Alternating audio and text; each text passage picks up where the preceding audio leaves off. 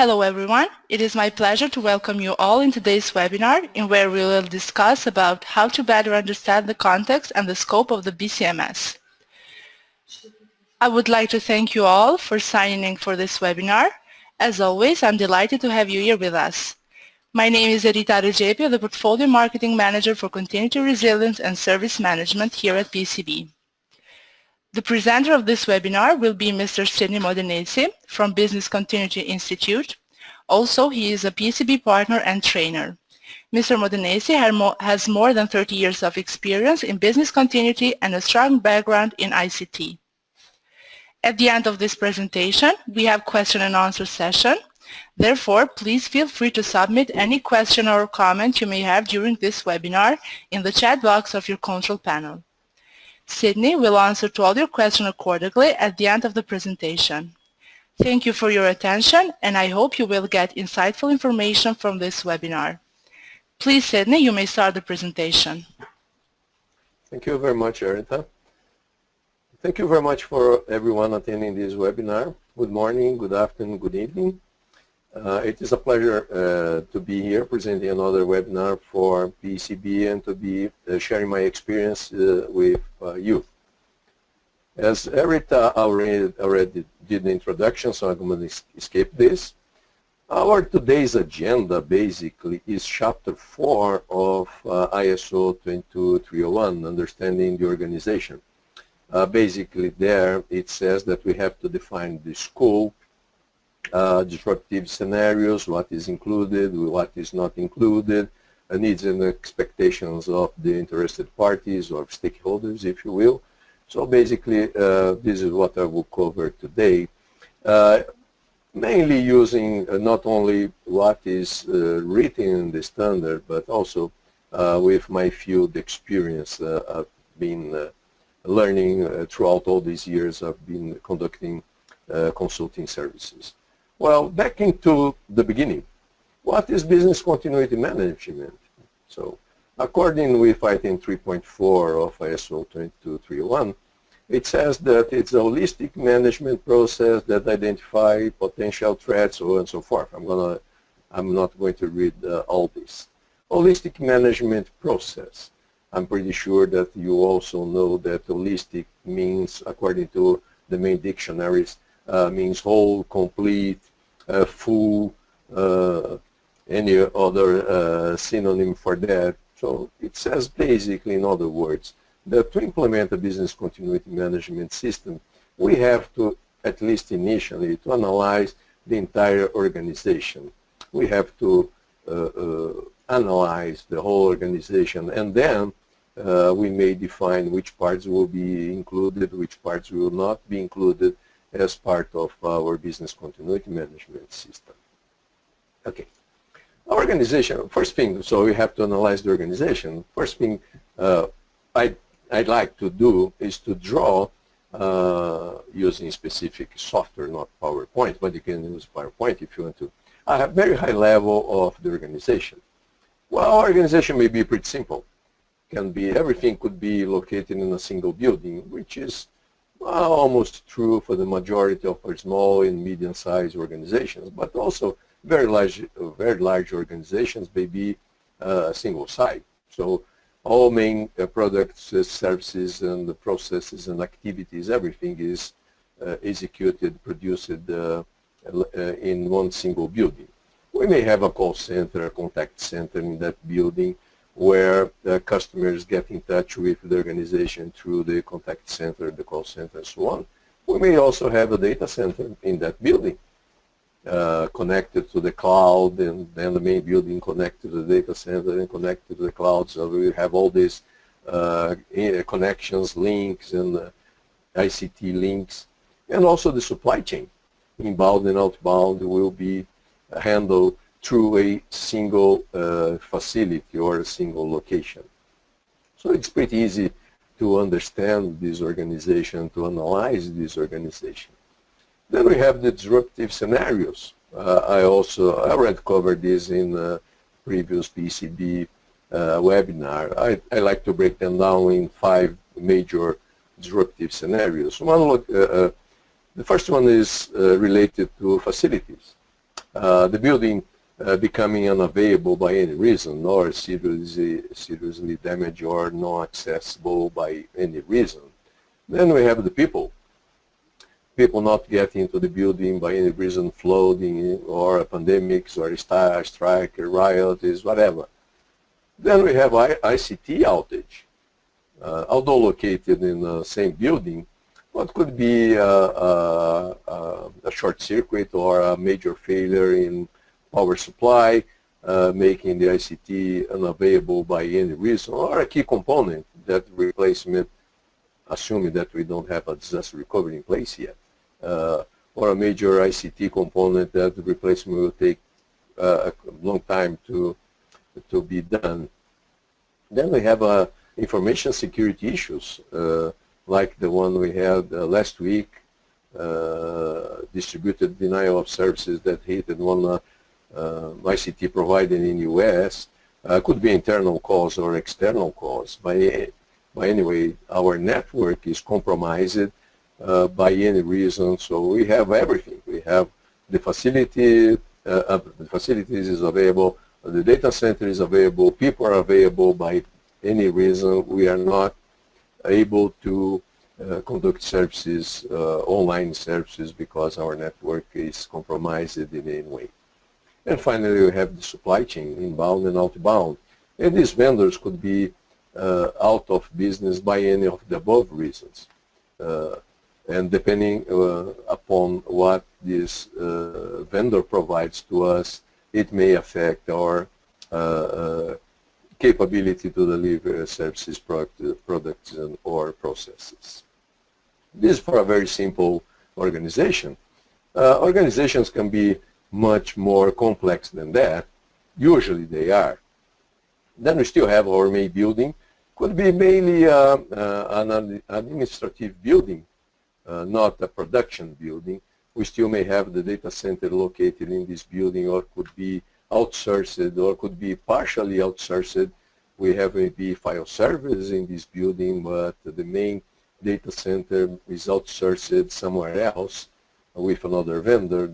We still have the cloud services, supply chain connected to the cloud or connected to the data center directly. Still have the customers accessing internet applications and doing services or transactions directly without any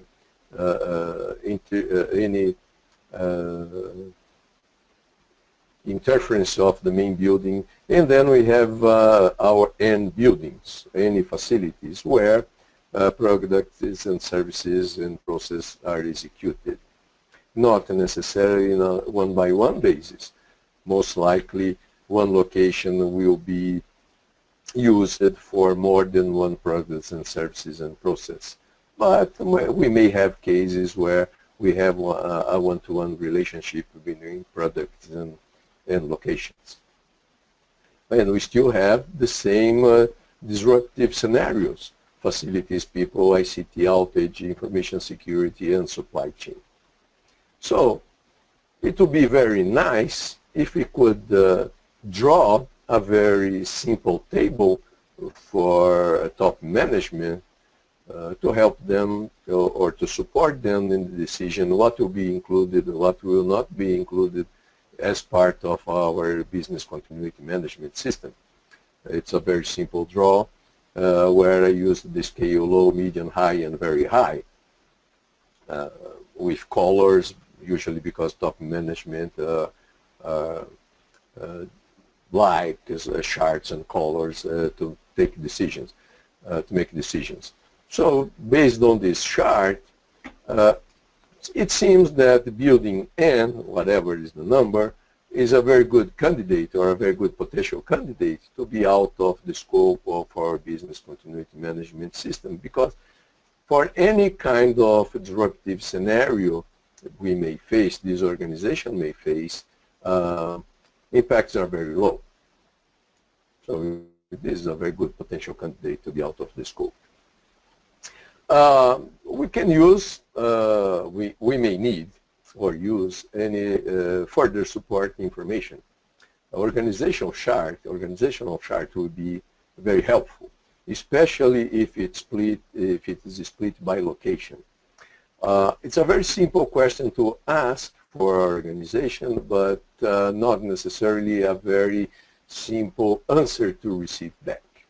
In a recent engagement I conducted for a large organization here in my country, it took me 3 months to get this information out of the HR department with the organization chart split by location, with the number of employees per location, and validate this information. Simple questions not necessarily have simple answers in internal organizations.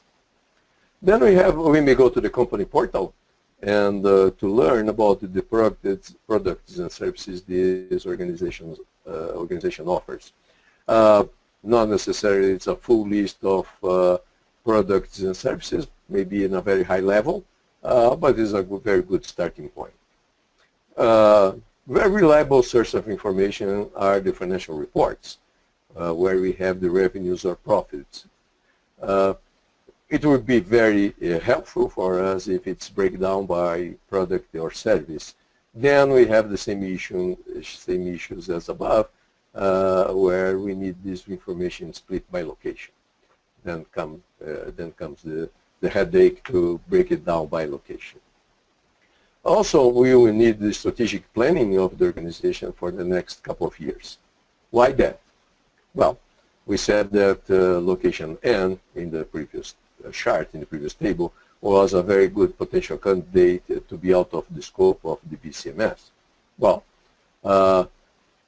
this location could be, in the strategic planning, could be shut down in the next couple of years, or, on the other hand, could be used as a consolidated location for other locations. Could be a very new facility that at this point in time is not heavily operational, but it will be in the next couple of years. So we have to take this in mind when including or excluding locations in our BCMS. Also, we will have to validate this information with supporting departments. I wrote a list of potential candidates: MIS compliant, risk, legal, auditing, strategic planning, and so on. And we may take a holistic approach and conduct a strategic BIA in our organization, in our target organization. Back to the scope of the ISO 22301, the standard, Chapter 4.1 says that we have to understand the organization and its context, which includes activities in the sense of processes, functions, services, relationships with interested parties, and so on and so forth. Well, strategic BIA is used to identify and prioritize key products and services and understand recovery time scale and disruptive tolerance levels, which we know that we are talking about MTPDs and MBCOs.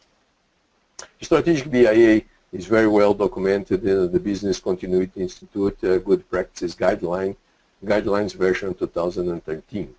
If you don't have it, we strongly recommend get a copy and learn about the strategic BIA. Well, back to our sample chart and conducting a strategic BIA, we will find that Site A, Site 1, 2, 3, and 4 will produce regulatory, operational, and financial impacts, well, whatever number of sites we have. So it's pretty clear in this picture that site number 3 has to be part of our BCMS. It will cause heavy regulatory impacts, quite a good operational impacts, and heavy financial impacts for this organization. Then we have Site 1 and 2, almost even in the total amount of impacts they may cause. And finally, Site 4, back to the previous slide, is still a very good candidate to be out of the scope of the BCMS, ensuring that the strategic planning Site 4 is not going to be used in the next few years. 4.1 in Chapter 4.1 in ISO 2231 says that we have to understand the organization in the context. So after conducting the strategic BIA, we will have identified in a very high level strategic view the organization's key product services, key stakeholders or interested parties, supply chain, regulation and regulatory requirements, and so on. If we did a very good planning in our survey template we use in the strategic BIA, then we can filter or narrow down products and services, breaking them down with corporate risk appetite, which will be the MTPD, and the impacts we found. We can break them down by locations and the disruptive scenarios. Now we have to review, as I mentioned before, these key products and services with the organization's strategic planning, and also which ones will increase, decrease, will stay flat over time. Back to standard, Chapter 4.2 says that when establishing the BCMS, we have to determine the interested parties relevant to BCMS and their requirements, what they expect from now out of our BCMS. Also, we have to keep a close eye in new legal or regulatory requirements as stated in item 422. Well, after conducting the BIA, the strategic BIA, then we will have the MTPDs and BCOs, financial, regulatory, operational impacts, breakdown by locations, key dependencies, and so on. In the right side, we will have the requirements and expectations of all interested parties. We also identified in the strategic BIA. Now it's a question of making the required adjustments to make sure that whatever we found in strategic BIA is in line with the expectations of the interested parties. So a sort of a PDCA will be needed to make all these adjustments. After that, back to the standard item 4.3, it says we have to define the scope, and then we have a list of requirements we have to comply with. Well, using the holistic approach, I'm suggesting to use to conduct the strategic BIA, but if you decide to use another approach, holistic approach, you have to make sure which parts of the organization will be included in the BCMS, the requirements including goals, internal, external obligation, legal and regulatory requirements, key products and services related with the key activities and process within the scope, and interested expectations of the interested parties, including customers, investors, regulatory items, public expectations, so on and so forth.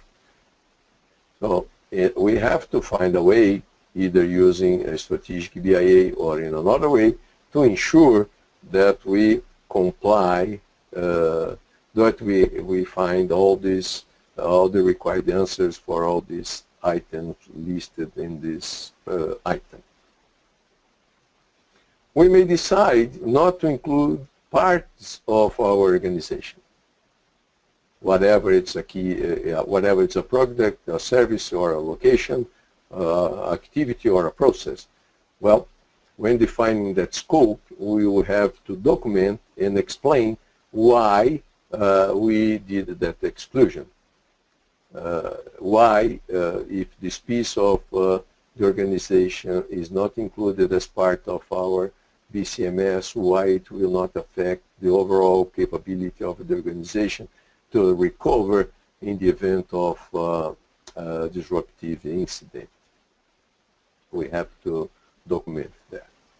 Well, back to our high-level topology, after doing our holistic approach, we will understand the relationship between each location, each key product, service, process, depending upon the level we conduct in our holistic approach, will cause in the overall impacts of the organization in all these disruptive scenarios. In our main 5 disruptive scenarios I listed previously.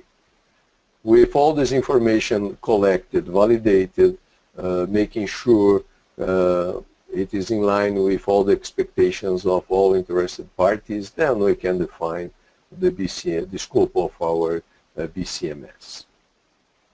And of course, as previously mentioned, we have to explain and document why parts of the organization are not included in that scope. Reaching the end, I will leave 5 minutes for questions and hopefully answers. If your organization is looking for ISO 22301 certification, or if you are deterministically looking a way to define the scope for BCMS, or if you are in any way planning to phase the implementation of BCMS by a priority criteria, or any of these reasons above, a holistic understanding of the organization is vital. And to have the holistic understanding of the organization, we have to take a holistic approach. Well, this covers what I have to present today. I don't want to extend our half-hour time limit. Now, Erita, I hand the word back to you before the questions and answers section. Thank you, Sidney, for this excellent presentation. As you mentioned, before we proceed with question and answer session, I would like to inform you that PECB provides training and certification services for ISO 22301 Introduction, Foundation, Lead Implementer, and Lead Auditor. This training is designed to provide you with the required knowledge on how to continue to operate efficiently within a short period in case of a disaster or a serious incident. The exam and the certification fees are included in the training price, and also a participation certificate of CPDs will be issued to participants. For more information, please visit our website, pecb.com/training. Now we will go with a question. The first question that one attendee wrote is, which are the impacts considered in BIA? Well, basically, I guess I answered that throughout the presentation. I like to break them down in 3 major categories: legal and regulatory, operational, and financial. Legal and regulatory is basically the laws and regulations, and also agreement clauses the organization have to comply with. Operational may include damage in the corporate image, legal actions, by example, or lose customers, or lose sales lost or customers lost.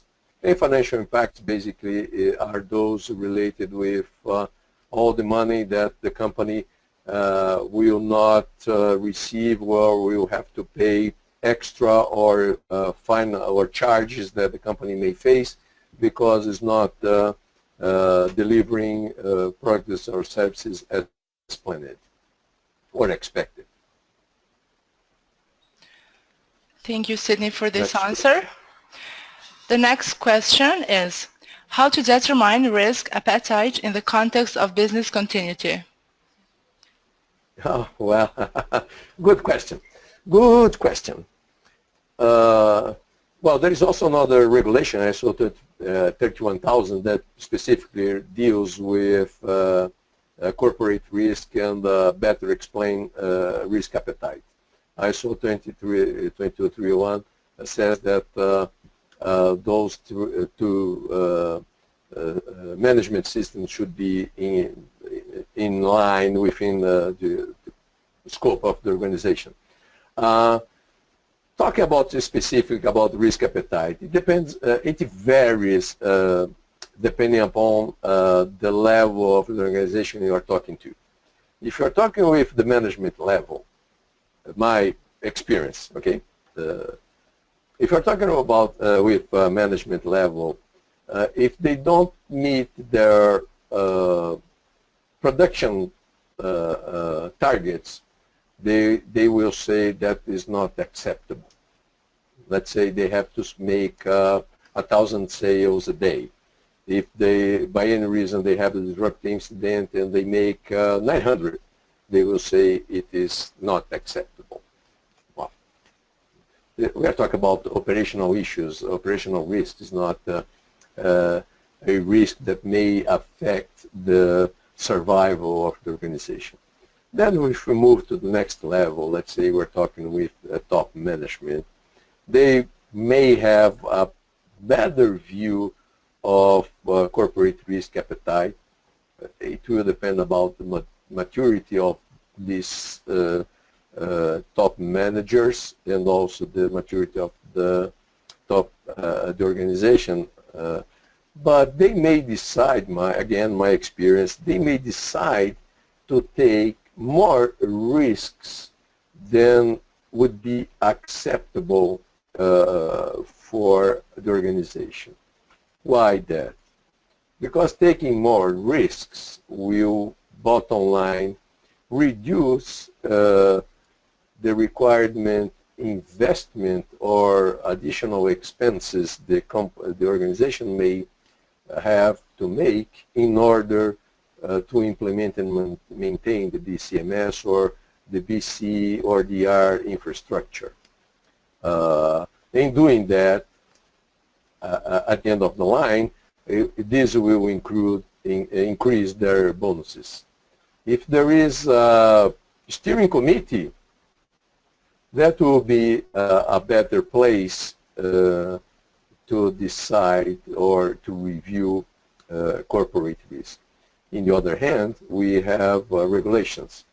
Usually regulations, they put a cap, a top cap, in the amount of risk the organization may take. Usually regulations, they do not state the risks that the risk appetite the organization may take, but usually what they will say or will state is things like SLAs or charges or fines the corporate may face if they don't comply with a specific regulation. By example, here in my country, for call centers or customer care, whatever the name you want to use, there's a regulation say, well, customer care has to be up and running 24/7. Point.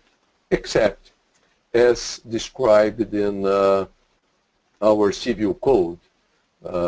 Exceptions would include calamities or civil wars. We're talking about major disasters within the country. Fines could be up to $3 million per claim. So if someone decides, well, customer care could be out of the scope of our BCDR, there's a regulation saying, well, think again, because fines could be pretty heavy in the event you do that. Do we have time for other questions, Erika? Thank you, Sidney, for this great answer. We will now go with the last question. One attendee wrote, how long will it take to create a business continuity plan? Well, very good question. As a good, as an experienced consultant, not necessarily a good consultant, I would say it depends. Everything depends. Depends on the size of the company, depends the priority of this topic will take within the company, the foundings, and also where you want to go. When you say when you have a business continuity implemented, in which extension and which maturity? I would say for an initial scope for a business continuity include the risk assessment, BIA, define a recovery strategy, approving it in top management, then implementing the recovery strategies, I would say from 1 year to 2 years. Having a very broad and mature business continuity management system within a medium large size organization, between 2 years, 3 years, maybe 5 years, based on the experiences in the organizations as I work with. There are other countries, US, England, where I don't want to exclude any other country, but countries used with natural disasters, earthquakes, heavy winters, storms, hurricanes, they are more used with this sort of disruptive scenarios. So I would say this is much more in the blood of these organizations. So they will have something maybe not well heavily documented, but it will have some level of, I will use another word that is very common, some level of resilience. So in that sense, it will be more a question of documenting and testing it and making it more in line with the requirements of the standard. If you don't have anything, I would say those are the time frames that would be reasonable to have a business continuity implemented.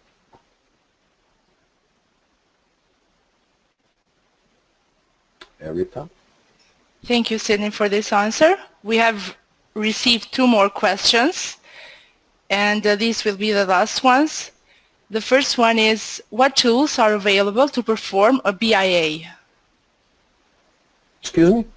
What tools are available, tools. Yes, to perform a BIA? Okay. There are companies that provide business continuity software. Usually these tools have a specific tool for BIA, or it's a part of this major software they provide.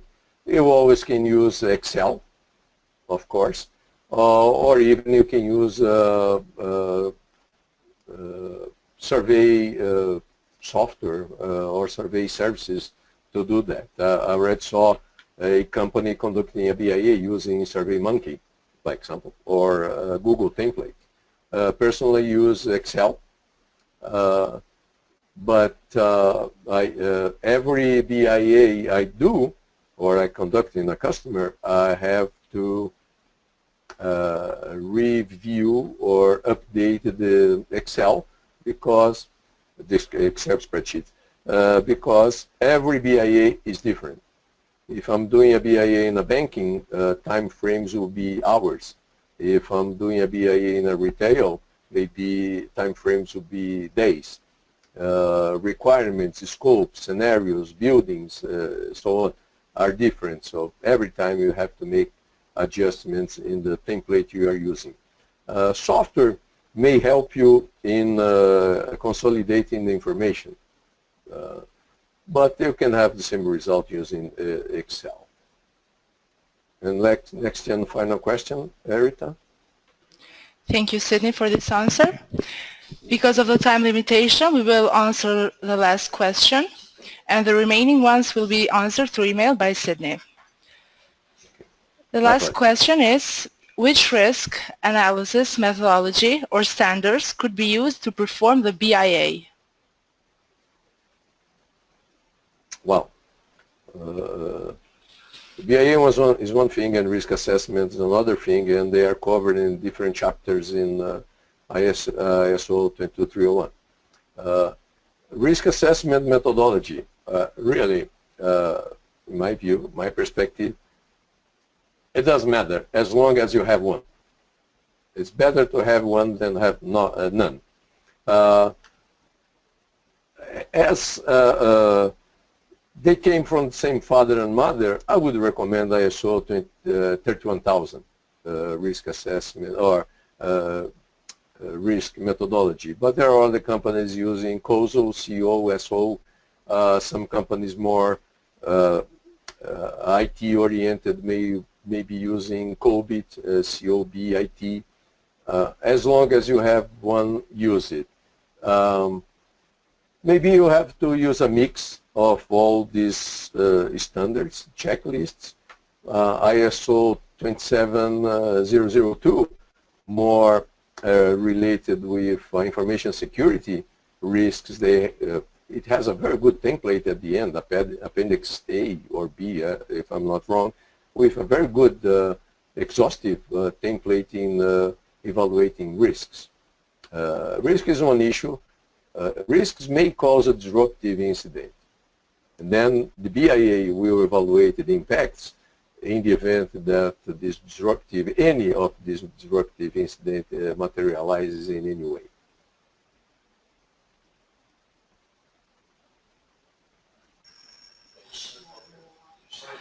Once again, thank you, Sidney, for this excellent and informative presentation. And I want to thank all the attendees as well who have joined us today. We hope you enjoyed this webinar. Please be informed that this webinar is recorded and we will upload in our official YouTube channel and in our website pecb.com. Goodbye everyone, and I wish you all a good day. Thank you very much. Thank you for the attendance, and don't forget to fill the evaluation form.